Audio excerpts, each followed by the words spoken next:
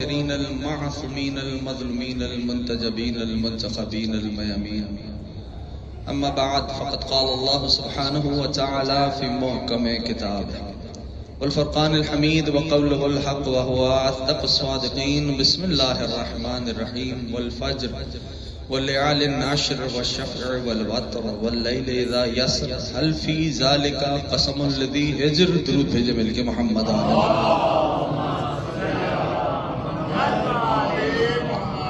اس سے بہتر انداز سے مل جل کے عظمت آل محمد پہ درود.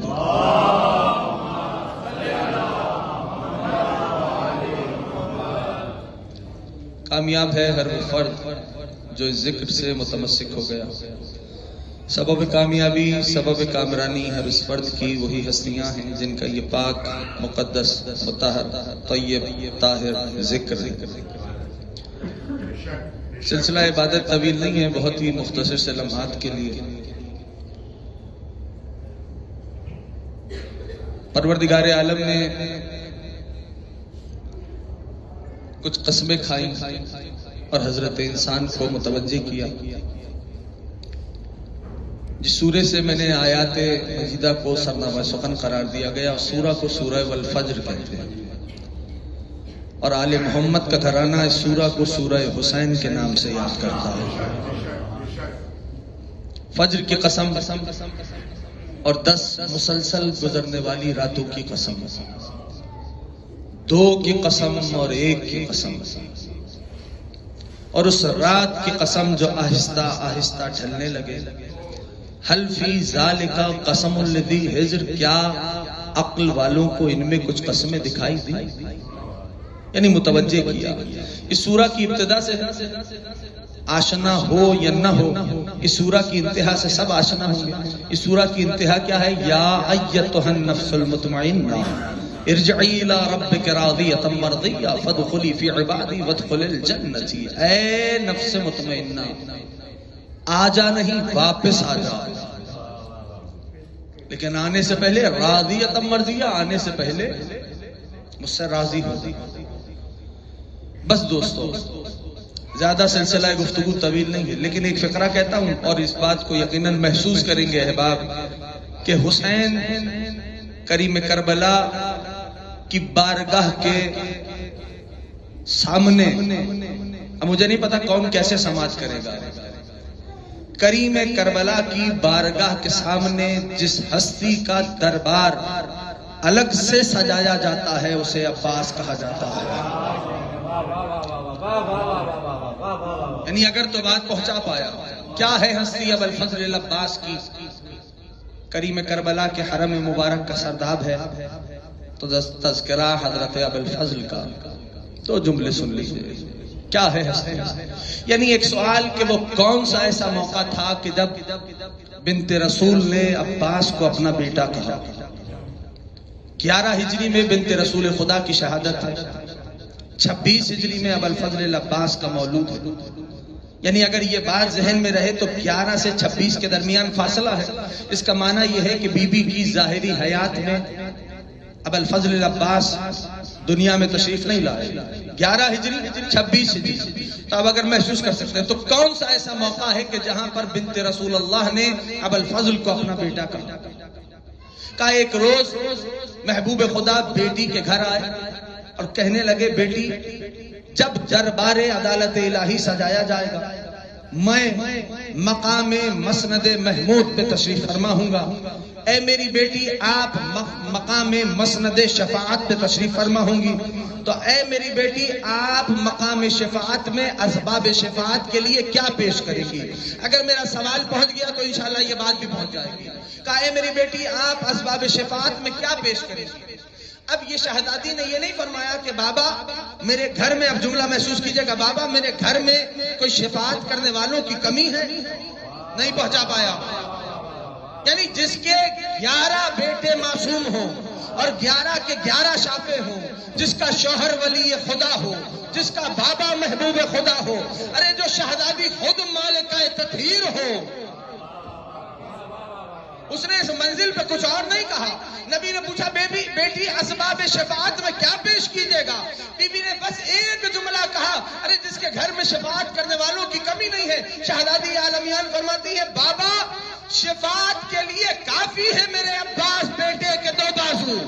یا صاحب مقام مصائب نہیں ہے، مقام فضائل پہ کہہ رہا ہوں. شفاعت کے لیے کافی ہے میرے بیٹے ابوالفضل العباس کے 2 بازو. اب جملہ اگر محسوس کریں تو محظوظ ہوں گے. یعنی کہنا یہ چاہ رہا ہوں یہاں پر بنت رسول اللہ نے کل کے کل کی بات نہیں کی، فقط بازو عباس کی بات کی ہے. کہہ رہے عباس کے بازوؤں کا مقام یہ ہے کہ شفاعت کے لیے بازو عباس کافی ہے. نہیں پہنچا پایا. یعنی ان بازوؤں کا حد اوج ہے پنجہ. ہے ایسا یا نہیں؟ یعنی اسی پنجے کی تو ہیبت ہے جو دنیا پہ چھائی ہوئی ہے. کیا صاحب زمان، اسی پنجے کی تو ہیبت ہے جو دنیا پہ چھائی ہوئی ہے. ارے کیا سمجھے زمانہ کہ یہ ہستی کیا ہے جسے ابوالفضل العباس کہتے ہیں. امام جعفر صادق علیہ السلام کا میرے مولا تشریف لائے زیارت کے لیے. راوی ساتھ ہے، صحابی ساتھ ہے، ساتھی ساتھ ہے. وہ کہتا ہے امام علیہ السلام پہنچے تو جب در عباس حرم کے در پہ پہنچے تو امام نے وہ زیارت تعلیم کی کہ جو آپ ابوالفضل کے حرم میں پڑھتے ہیں. نہیں پہنچا پایا. کاش کہ جو زیارتیں پڑھتے ہو نا اس کا ترجمہ بھی پڑھ لو. ہاں یعنی کیا امام علیہ السلام، راوی کہتا ہے میں نے دیکھا کہ مولا در پہ آئے اور آ کے زیارت تعلیم کی جو آپ پڑھتے ہو سلام اللہ و سلام ملائکۃ اللہ المقربین و انبیاء المرسلین و شہداء و صدیقین. کون تعلیم کر رہا ہے؟ اے عباس آپ پہ اللہ کا سلام ہو. نہ اس کی قوت کو سمجھو. ملائکہ مقربین کا سلام ہو، انبیاء و مرسلین کا سلام ہو، شہداء و صدیقین کا سلام ہو. اشہد لک بالتسلیم والوفاء والنصیحہ لخلف النبی المرسل. اے ابوالفضل ہم گواہی دیتے ہیں کہ آپ کی، اب میں تفصیل کا وقت نہیں میرے پاس، اے ابوالفضل ہم گواہی دیتے ہیں کہ آپ کی ساری صفتیں کس کے لیے ہیں؟ لخلف النبی المرسل.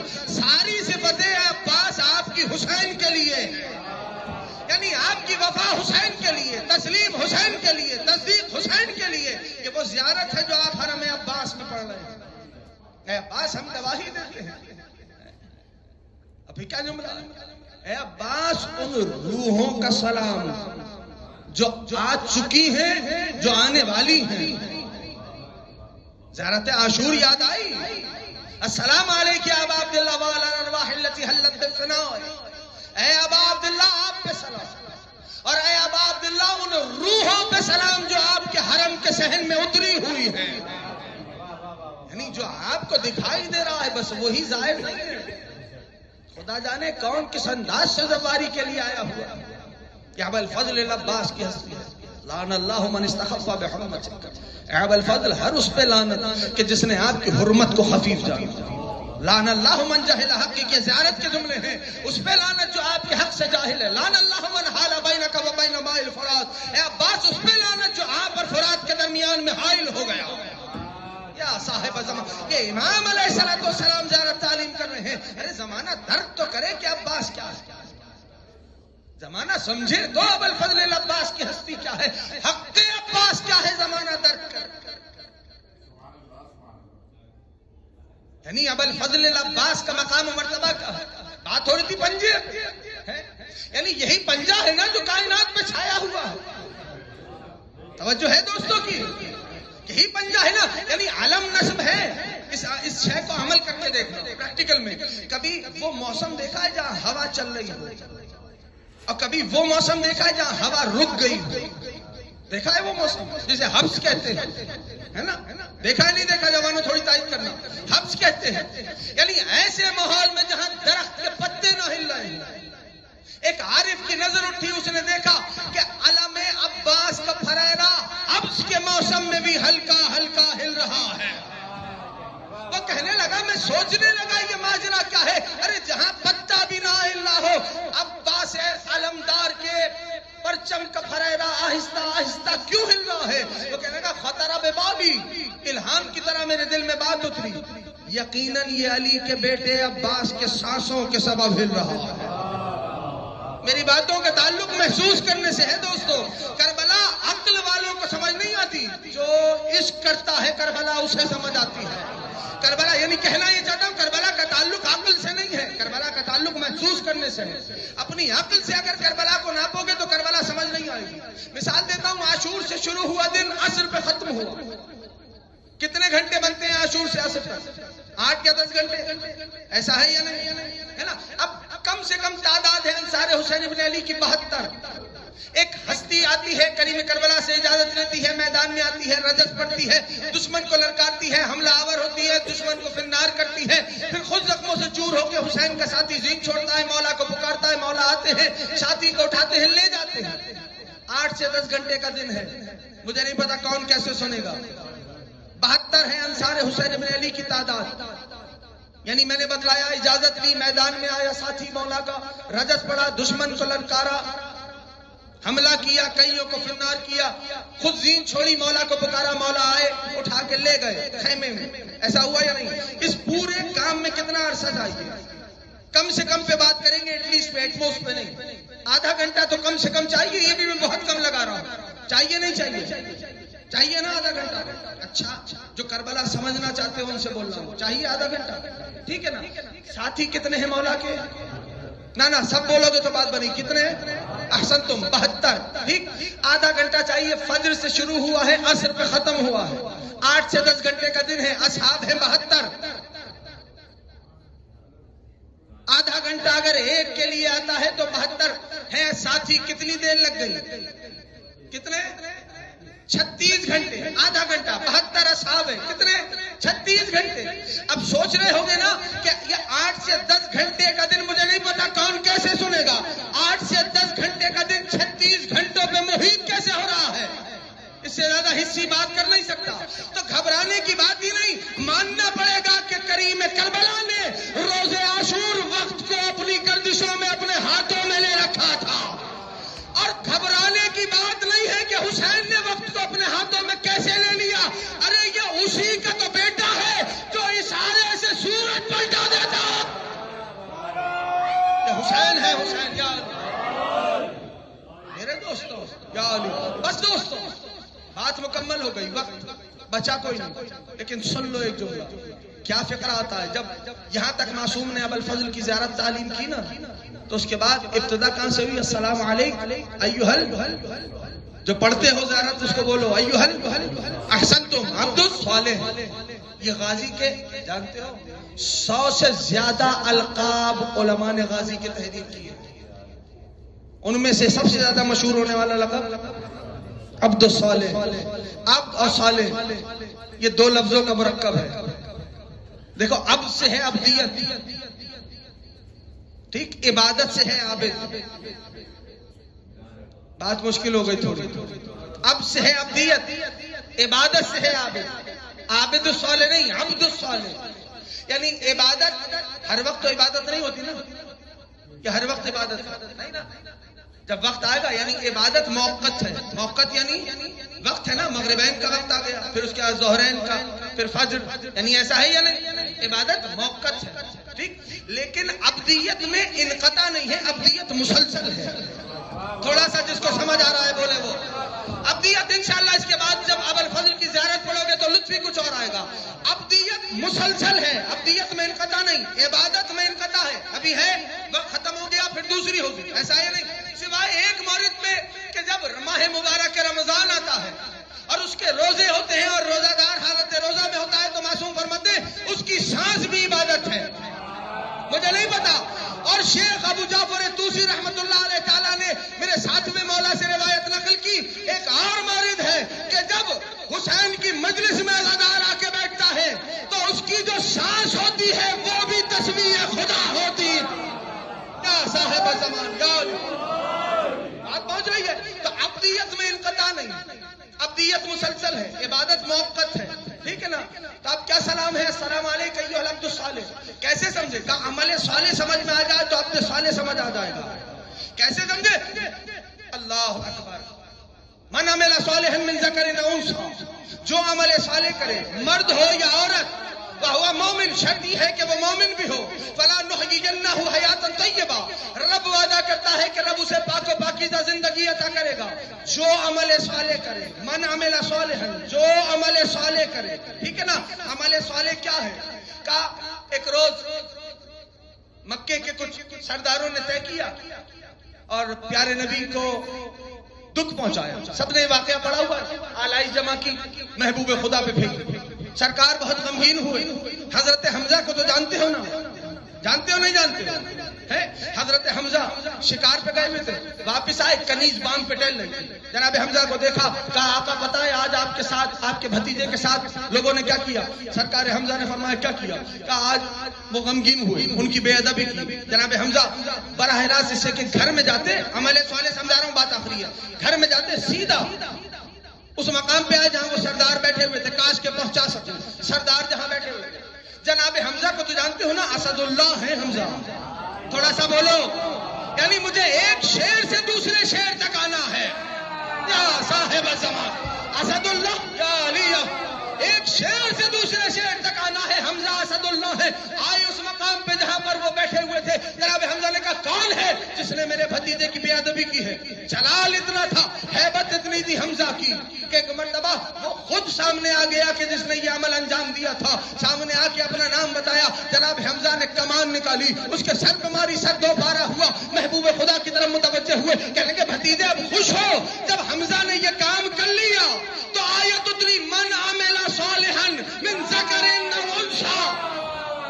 مجھے نہیں پتا اب کیا ہوگا، میں جملہ کہہ رہا ہوں، من عمل صالحا من ذکر او انثی، جو عمل صالح کرے مرد ہو کے عورت. یہ آیت تب اتری. اب تاریخ نے لکھ دیا کہ حمزہ کے یہ اعلان اسلام کی یا ایمان لانے کی آیت ہے. ہمارے ہاں اعلان کی ہے. اور تبری اور استیاب کے یہ جملے ہیں.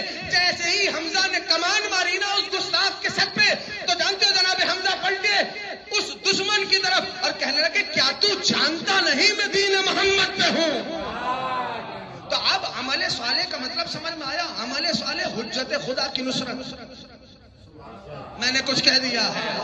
عمل صالح حجت خدا کی نصرت. یعنی کوئی یہ نیت کر لے حجت خدا کی نصرت میں کہ اب میری، ذہن میں رکھنا یہ عباس کی زیارت کا جملہ ہے، میری نگاہیں اب آپ کی ابروؤں کی پیشانی، آپ کی پیشانی اب ابروؤں پہ ہے، آپ کی ابروؤں کی جنبش میں دیکھ رہا ہوں، بس اس کی اشارے کی منتظر ہے. کوئی حجت خدا کی بارگاہ میں یہ نیت کر لے. ہاں، عمل صالح حجت خدا کی نصرت ہے. حق عباس سمجھ آیا؟ کیا سلام کرتے ہیں؟ السلام علیکم ایھا العبد الصالح. یعنی کوئی حجت خدا کے دربار میں یہ نیت کر لے کہ اب میری نگاہیں آپ کے چہرے پہ ہیں، آپ کے اشارے کی منتظر ہیں. حق عباس سمجھ میں آیا؟ جب زہیر نے زین چھوڑی تو میرے مولا نے فرمایا اے زہیر آپ بھی عباد اللہ الصالحین میں ہیں. مجھے نہیں پتا، بات آخری ہو گئی. آپ بھی عباد اللہ الصالحین میں ہیں. یعنی عباد اللہ الصالحین کے سردار کو عباس کہتے ہیں. اب مجھے نہیں پتا کون کیسے سننے والا ہے. تمہید مکمل ہو گئی. آخری جملہ اور مسائب شروع کروں گا. یعنی سمجھو حق عباس زہیر عباد اللہ الصالحین کے سردار ہیں. سردار کے لشکر میں ہے. عباس عباد اللہ الصالحین کے سردار ہیں.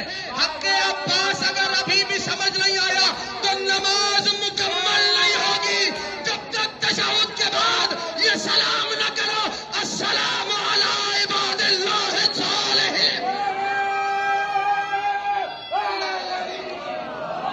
حق عباس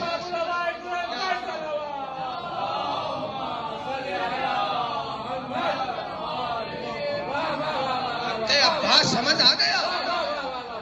نماز مکمل نہیں ہوگی جب تک یہ نہ کہو تشہد کے بعد کہ السلام علی عباد اللہ الصالحین. حق عباس پتہ چل گیا کہ حق عباس کیا ہے.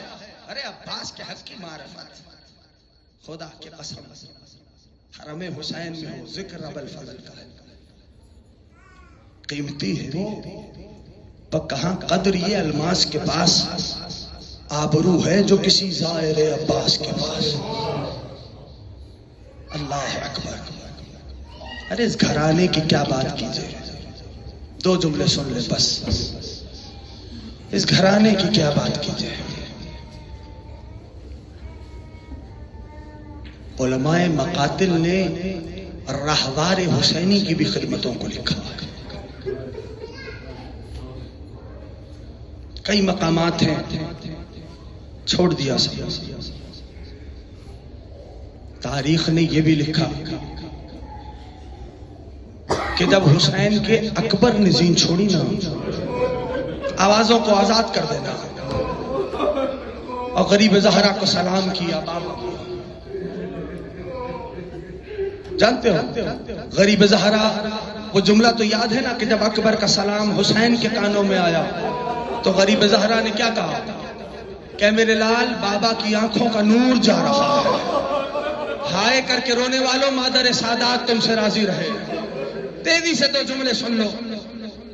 جانتے ہو غریب زہرا مقتل میں آئے لیکن حسین کبھی بیٹھ جاتے تھے. اللہ اکبر اللہ اکبر. جب رہوار نے یہ دیکھا نا اپنے مولا کو تو رہوار تیزی سے چلا. اکبر حسین کو دکھائی نہیں دے رہا تھا. رہوار تیزی سے چلا. جانتے ہو دشمن کے نرغے میں تھے علی اکبر. رہوار اس دل میں پہنچا، دشمن کو مارا سموں سے، کچھ کو پیچھے دھکیلا.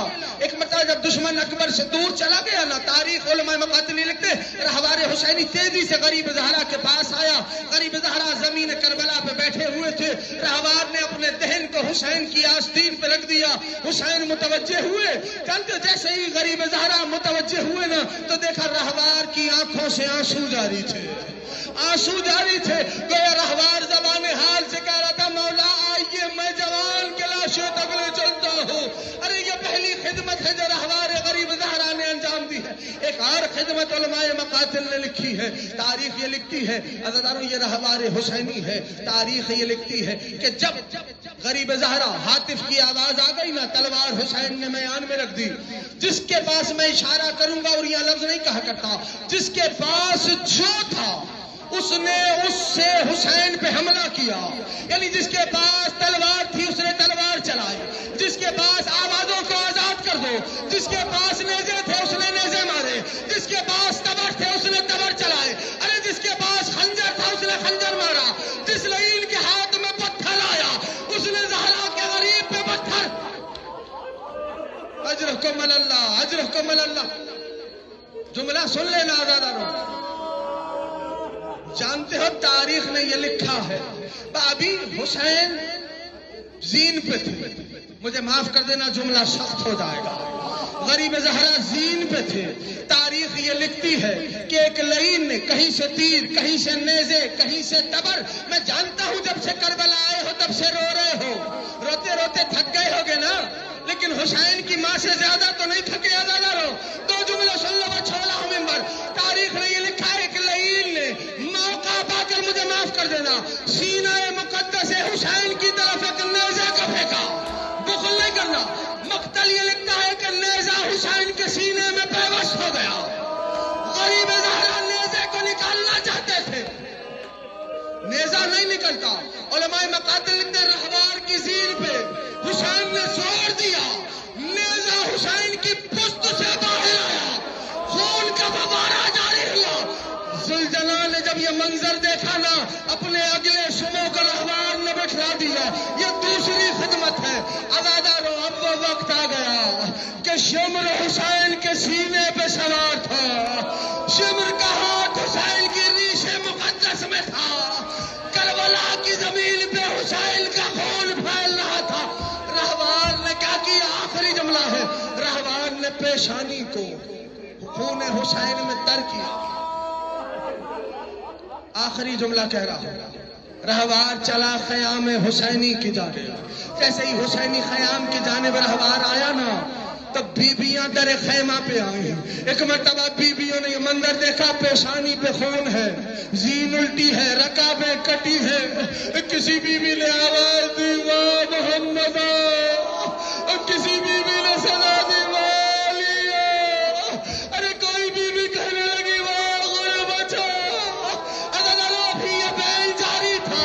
حسین کی 4 برس والی بطول در خیمہ پہ آ گئی. ایک مرتبہ رہوار کو دیکھا، پیشانی پہ خون ہے، اپنے ننھے ننھے ہاتھوں کو بڑھایا، زلجنا کے دیکھ کے کہنے لگی ہے میرے بابا کے زلجنا، اے میرے بابا کے رہوار، اے بس اتنا بتا حل شوقیابی ام قتلات شان ماتم حسین